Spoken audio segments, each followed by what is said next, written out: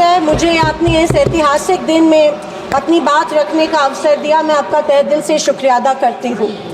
मैं उस राज्य से हूँ जहाँ संत ज्ञानेश्वर, संत तुकाराम और संत रोहिदास जैसे अनेक संतों ने समाज को प्रेम और सद्भावना दी।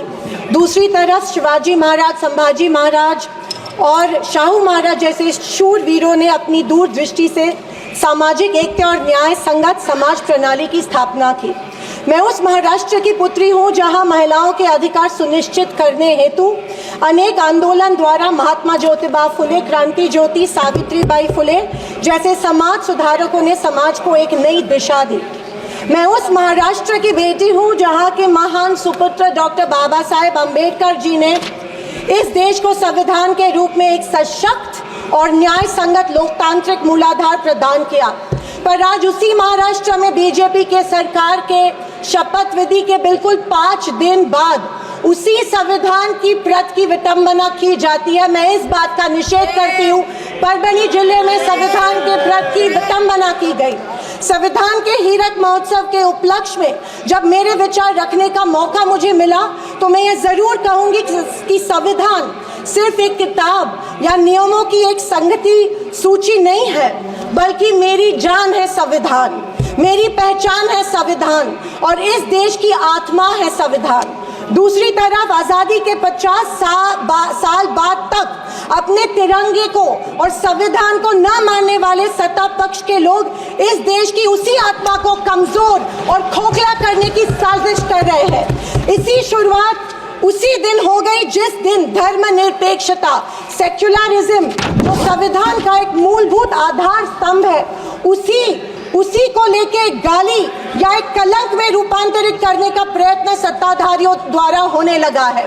सेक्युलरिज्म को आज भी इस भारत देश की पहचान है, उसे सत्ताधारी पक्ष एक कमजोरी कर रहे हैं या एक बीमारी साबित करने की होड़ में लग गए हैं। संविधान की किसी भी चर्चा या बहस को ये लोग सिर्फ इमरजेंसी पर ले जाते हैं, पर ये भूल जाते हैं कि स्वर्गीय इंदिरा गांधी जी, हमारी पहली महिला पंतप्रधान इंदिरा गांधी जी ने उस वक्त के हालातों के मद्देनजर वो संवैधानिक कदम उठाए थे और उस दौरान हुए गलतियों की माफी भी देश के जनता से मांगी थी। और इतना ही नहीं, उनके विरोधियों ने गठित की गई कमेटी ने उन पर लगे सारे इल्जामों से उन्हें बारी कर दिया था।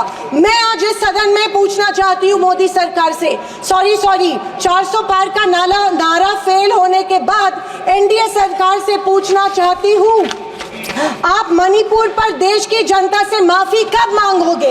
आप किसान आंदोलन में शहीद हुए 700 से अधिक किसानों के परिवारों की माफी कब मांगोगे? नोटबंदी के चलते हजारों लोगों के परिवार और छोटे कारोबार बंद हुए, उसके लिए माफी कब मांगोगे? हाथरस के लिए, उन्नाव के लिए आप माफी कब मांगोगे? आए दिन महिलाओं पर हो रहे अत्याचारों के लिए माफी कब मांगोगे?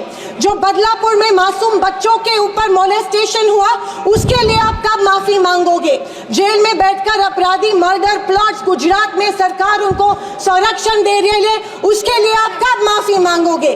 खैर, ये इनकी हिस्ट्री रही है या इनके डीएनए में है कि माफी सिर्फ खुद को बचाने के लिए अथॉरिटी में बैठे लोगों से मांगते हैं, आम जनता से ये माफी नहीं मांगते हैं। सत्ताधारी पक्ष के संविधान पर दिए गए भाषण सुनकर हंसी आ रही थी और अचरज भी हो रहा था, क्योंकि जो लोग इस देश में संविधान स्थापित होने के बाद हर पल संविधान को कोसते रहते हैं और हमेशा इस संविधान के विरोधी रहे हैं, उन्हीं को आज संविधान के गुणगान करते देख मन में प्रसन्नता हो रही है और संविधान के प्रति मेरी निष्ठा द्विगुणित हो रही है, क्योंकि ये एहसास हो रहा था कितने ही झूठ के पहाड़ बना लो, सच के आगे आखिर झुकना ही पड़ता है।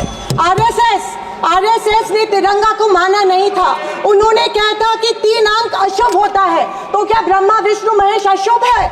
जो हम 3 रेखाएं माथे पे लिखते हैं वो अशुभ है? क्या त्रिशूल अशुभ है? ये मैं इन्हें पूछना चाहती हूँ। वर्ष 1993 में आरएसएस ने अपने श्वेत पत्र में संविधान को कचरे का ढेर करार दिया था। क्या ये तिरंगे के खिलाफ नहीं है? तत्कालीन आरएसएस प्रमुख ने उस टाइम संविधान को बदलने की मांग की थी। धन्यवाद।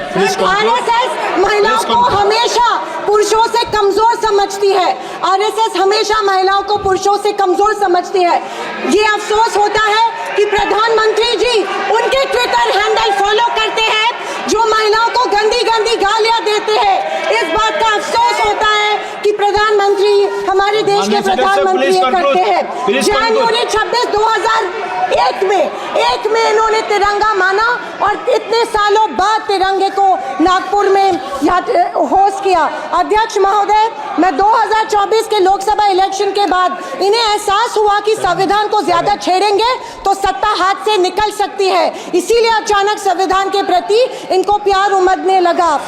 अध्यक्ष महोदय, विशेष रूप से राजनाथ सिंह जी ने, मैं उनका सम्मान करती हूँ, बयान में जाने अनजाने आजादी के बाद से लेकर 2014 तक सारी कांग्रेस सरकारों को ऐसे सर्टिफिकेट दे दिया जिसे कोई झुठला नहीं सकता। उनके मुताबिक संविधान की बदौलत एक गरीब का बच्चा प्रधानमंत्री बना, लेकिन उसकी नींव सर 2 मिनट सर प्लीज।